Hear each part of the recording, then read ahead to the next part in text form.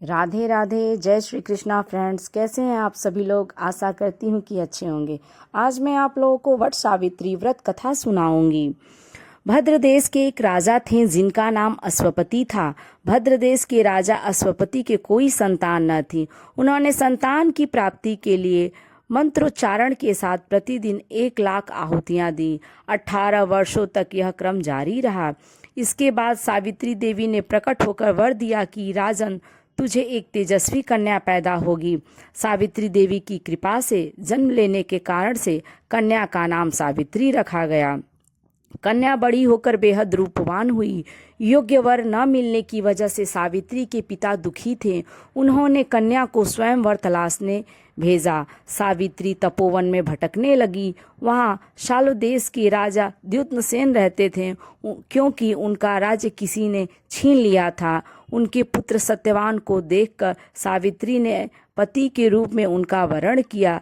ऋषिराज नारद को जब यह बात पता चली तो वह राजा अश्वपति के पास पहुँचे और कहा कि हे राजन, यह क्या कर रहे हैं आप। सत्यवान गुणवान है, धर्मात्मा है और बलवान भी है, पर उसकी आयु बहुत छोटी है। वह अल्पायु है।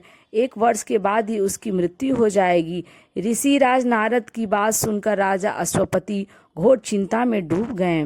सावित्री ने उनसे कारण पूछा तो राजा ने कहा, पुत्री, तुमने जिस राजकुमार को अपने वर के रूप में चुना है वह अल्पायु है। तुम्हें किसी और को अपना जीवन साथी बनाना चाहिए। इस पर सावित्री ने कहा कि पिताजी, आर्य कन्याएं अपने पति का एक बार ही वरण करती हैं। राजा एक बार ही आज्ञा देता है और पंडित एक बार ही प्रतिज्ञा करते हैं और कन्यादान भी एक ही बार किया जाता है। सावित्री हठ करने लगी और बोली, मैं सत्यवान से ही विवाह करूंगी। राजा अश्वपति ने सावित्री का विवाह सत्यवान से कर दिया। सावित्री अपने ससुराल पहुंचते ही सास ससुर की सेवा करने लगी। समय बीतता चला गया। नारद मुनि ने सावित्री को पहले ही सत्यवान की मृत्यु के दिन के बारे में बता दिया था। वह दिन जैसे जैसे करीब आने लगा, सावित्री अधीर होने लगी। उन्होंने 3 दिन पहले से ही उपवास शुरू कर दिया। नारद मुनि द्वारा कथित निश्चित तिथि पर पितरों का पूजन किया। हर दिन की तरह सत्यवान उस दिन भी लकड़ी काटने जंगल चले गए। साथ में सावित्री भी गई। जंगल में पहुंचकर सत्यवान लकड़ी काटने के लिए एक पेड़ पर चढ़ गए। तभी उनके सिर में तेज दर्द होने लगा। दर्द से व्याकुल सत्यवान पेड़ से नीचे उतर गए। सावित्री अपना भविष्य समझ गई। सत्यवान के सिर को गोद में रखकर सावित्री सत्यवान का सिर सहलाने लगी। तभी वहां यमराज आते दिखे। यमराज अपने साथ सत्यवान को ले जाने लगे। सावित्री भी उनके पीछे पीछे चल पड़ी। यमराज ने सावित्री को समझाने की कोशिश की कि यह विधि का विधान है, लेकिन सावित्री नहीं मानी। सावित्री की निष्ठा और पति परायणता को देखकर यमराज ने सावित्री से कहा कि हे देवी, तुम धन्य हो, तुम मुझसे कोई भी वरदान मांगो। सावित्री ने कहा कि मेरे सास ससुर वनवासी और अंधे हैं, उन्हें आप दिव्य ज्योति प्रदान करें। यमराज ने कहा कि ऐसा ही होगा, जाओ अब लौट जाओ। लेकिन सावित्री अपने पति सत्यवान के पीछे पीछे चलती रही। यमराज ने कहा, देवी तुम वापस जाओ। सावित्री ने कहा, भगवान, मुझे अपने पतिदेव के पीछे पीछे चलने में कोई परेशानी नहीं है। पति के पीछे चलना मेरा कर्तव्य है। यह सुनकर उन्होंने फिर से उसे एक और वर मांगने के लिए कहा।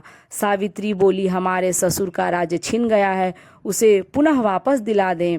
यमराज ने सावित्री को यह वरदान भी दे दिया और कहा, अब तुम लौट जाओ। लेकिन सावित्री पीछे पीछे चलती रही। यमराज ने सावित्री को तीसरा वरदान मांगने को कहा। इस पर सावित्री ने 100 संतानों और सौभाग्य का वरदान मांगा। यमराज ने इसका वरदान भी सावित्री को दे दिया। सावित्री ने यमराज से कहा कि प्रभु, मैं एक पतिव्रता पत्नी हूँ और आपने मुझे पुत्रवती होने का आशीर्वाद दिया है। यह सुनकर यमराज को सत्यवान के प्राण छोड़ने पड़े। यमराज अंतर्धान हो गए और सावित्री उसी वटवृक्ष के पास आ गई जहां उसके पति का मृत शरीर पड़ा था। सत्यवान जीवंत हो गया और दोनों खुशी खुशी अपने राज्य की ओर चल पड़े। दोनों जब घर पहुंचे तो देखा कि माता पिता को दिव्य ज्योति प्राप्त हो गई है। इस प्रकार सावित्री सत्यवान चिरकाल तक राज्य सुख भोगते रहें।